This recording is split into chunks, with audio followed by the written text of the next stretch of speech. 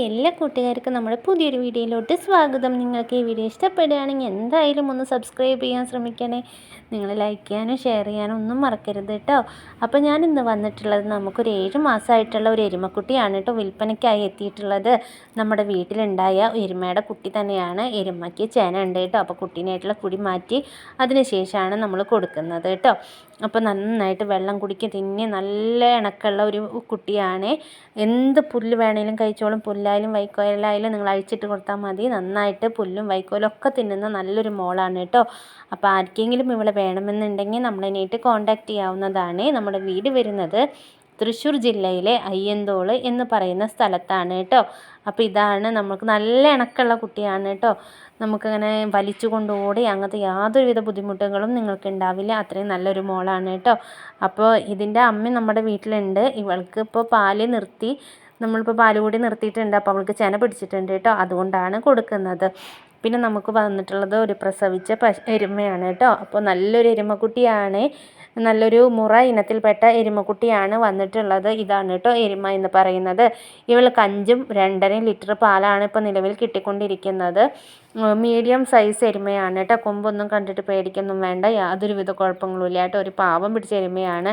കാമ്പൊക്കെ നല്ല നീളത്തിലുള്ള കാമ്പായത് കൊണ്ട് തന്നെ കറക്കാനൊക്കെ നല്ല സുഖമാണ് കേട്ടോ. യാതൊരുവിധ ശല്യങ്ങളും ഇല്ല. എല്ലാ വെള്ളവും തീറ്റയും ഒക്കെ തിന്നോളും. ഗ്യാരണ്ടിയാണ്. ഒരു കുഴപ്പമില്ലാത്ത നല്ല ഭംഗിയുള്ള ഒരു എരുമയാണ് കേട്ടോ.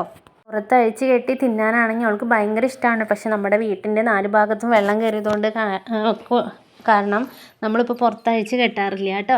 പുറത്തഴിച്ച് കെട്ടിയാലും അവൾ നന്നായിട്ട് തിന്നും. പിന്നെ നമുക്ക് വന്നിട്ടുള്ളത് ഒരു 7 മാസം കഴിഞ്ഞിട്ടുള്ള ഒരു ജേഴ്സി ഇനത്തിൽപ്പെട്ട ഒരു പശുക്കുട്ടിയാണ് കേട്ടോ.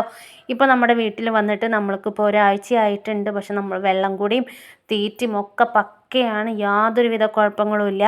അപ്പോൾ നമ്മളിപ്പോൾ തീറ്റയൊക്കെ കൊടുത്തു തുടങ്ങിയപ്പോൾ ചെറുതായിട്ടൊക്കെ അകിട് ഇറങ്ങി തുടങ്ങിയിട്ടുണ്ട് കേട്ടോ. ഈ സമയത്താണല്ലോ നമ്മുടെ പശുക്കുട്ടികൾക്കൊക്കെ അകിട് ഇറങ്ങി തുടങ്ങുക. അപ്പോൾ ഒരു 7 മാസം മുതലാണ് നന്നായി തീറ്റ കൊടുക്കേണ്ടത് കേട്ടോ.